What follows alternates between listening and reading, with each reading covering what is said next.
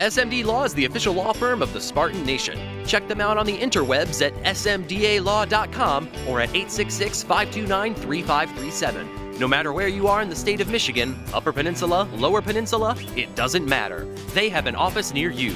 So whether you need to send a letter to an annoying neighbor, or you're a criminal and you need defense, maybe you just have problems with elder law, check them out, smdalaw.com today. The official law firm of the Spartan Nation. Call them first, then you act. Good evening, everybody, and welcome back to Spartan Nation Radio. I am your host, Hondo Carpenter, and each and every week we bring in a guy to do the good, and the bad, the ugly with Spartan Sports. We're all football today, as you can imagine. The legendary State of Michigan Prep High School football and basketball coach, the great Coach Chuck Grenier. Coach, how are you? I'm good. How are you today? I'm good. Coach, we're going to do the good, the bad, and the ugly. We're going to start with the good, or even you can call it the excellent, the Michigan State defense. Yeah, great showing. Minus 73 yards rushing. I don't know if you could possibly get better than that. Great pass defense. I think the only blemish on the day, if you want to call that a blemish, was a minute and a half to go in the first half, and Willis gets the pass, or the roughing the passer, and then they get the ball back after they had stopped them, and they went on down and scored. But that's the only blemish. The defense was absolutely outstanding, all three levels of the defense. And, Coach, I don't know if people noticed, but it wasn't just the first string either. No. You bring the second, Shakir Brown. Look, 2 sacks. They bring in the people, and the linebackers were doing a great job. Defensive line, yeah, it was, first and second, sometimes thirds out there. They did a great job. It's great depth on the defense. They know their jobs, they know their positions, and it's definitely for real next man up. All right, yeah, I'm continuing with excellent, Matt Coughlin. Was he 4 for 4? Yep. It's beautiful out there. Hartbarger, great punting. Special teams were excellent. Defense was excellent, and the offense needs some work. So, but yeah, great. All right, great we're gonna skip bad and go right to ugly, and it's the MSU offense. Coach, I mean, it was absolutely inept. The Michigan State defense scored 18 points. The Michigan State offense scored 10. Tulsa scored 7. And really, you should have given those Tulsa points to the MSU defense because of the Willikers mistake. Just an absolutely farce of a performance. Was not happy with what I saw out there. There's a number of things. Drop balls again were a problem. Bonehead penalties. There's just things that you just want to pull your hair out on. And it's, give them, the only really I'll give them is that 3-3-5 defense is a tough defense to block. The Antonio teams historically start out slow, so you knew that was not going to be, he's going to be hiding something for some reason for later. I thought there were mistakes in the passing game. I thought they really need a running back that isn't a bull, that has a little bit of jump to him, no jump cuts. I thought Collins provided a little bit of that when he was in there. The 15-yard touchdown callback by them, I thought, was a bad call. They called holding on that one, and you watched the replay, and he was outside the frame, no doubt. I think, these players are 300 pounds. That's the same 300 pounds that Alabama has, and they bench 400, and that's the same thing that Alabama players. Now, what's the difference? I think it's scheme, and I think one telling play. I think it was the beginning of the second quarter, and Michigan State is going to run left, and a defensive lineman breaks through a crease between right guard, left guard, and drops him for a 4-yard loss. And I watched the replay on that one, and the way they were blocking it didn't make any sense to me. They were doubling up on the nose, which, the guy was gapped to the backside, not the play side. Your right tackle did not step down. Your left guard did block down to help out the center. It didn't make any sense, and then that's what that guy did. He went right through that crease. So the way things are schemed defense or offensively for blocking, And then another thing I thought was a bad issue for him. They took the right guard and made him left tackle, and they put a number 2 in a right guard, and your left guard was not where he should be. So you've weakened your spot in 3 places instead of just one. And if Chewins was not ready to go and a Curry was nicked up, well, bring your third guy in there. And if he can't handle the blocking assignment out there, I would think, instead of having 3 weakened spots, just have the one and always place tight end over there in passing situations, or a fullback on that side, or a slot or something, and help out that left guy. But to weaken 3 and take out of your offensive lines, I thought that was just a poor decision there. So We're talking to the legendary State of Michigan high school prep football and basketball coach, the great Coach Chuck Grenier. Coach, I want to talk about, I don't know did you see my interview with Mike Panashuk after the game?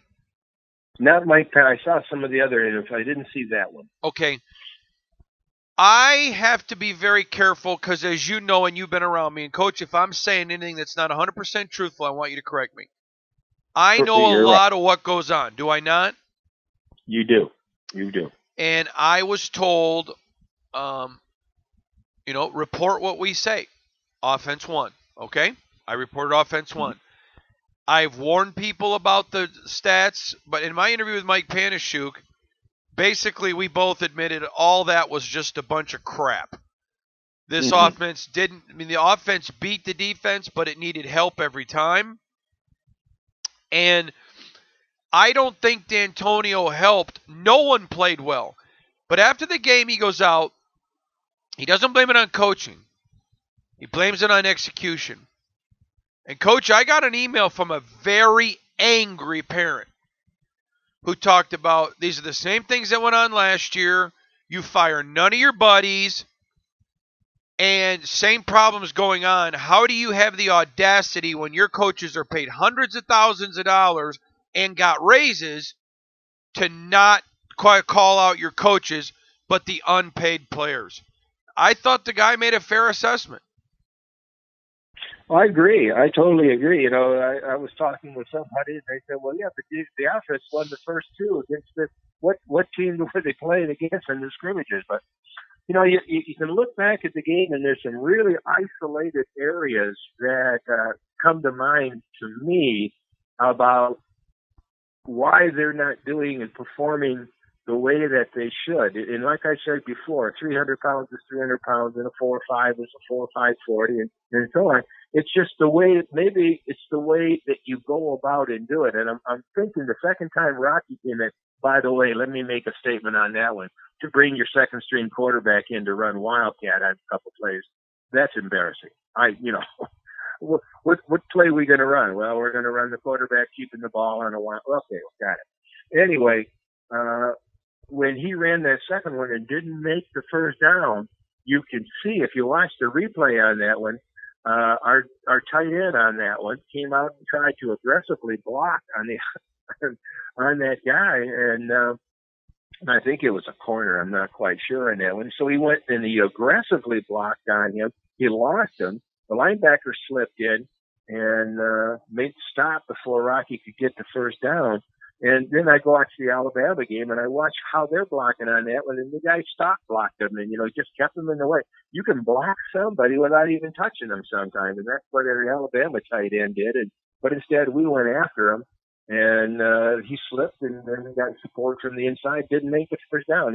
It's the way that you approach things. It's the way you scheme. I watched our enemies to the south there. I watched the Michigan game. And you watch what they do, and they're innovative in the way they block and their schemes. And we just seem to be in this, I don't know if it's guru or that kind of stuff that you use in high school, gap on off kind of blocking schemes, but it's not innovative to me. It's trying to like muscle people off the ball, and it just doesn't work with modern defenses that are stunning all the time and blitzing all the time. Because at that point, your offensive linemen know that there's somebody coming from somewhere, and they're not playing fast at that time. They're playing slow because they're thinking instead of reacting. So it's the way you go about and do things that's a big difference. Like I said, 300 pounds is 300 pounds, and benching 450 is 450. It doesn't matter where you are. It's how you go about and do that and how you coach it. So I was not impressed. I thought the quarterback made some support. At the end of the second quarter, we had Stewart running on a flag pattern, a post flag, and he was wide open, and Lewerke decided to throw it to the short guy. It's just little things like that that make things worse, maybe, than they really are, but it's just glaring sometimes.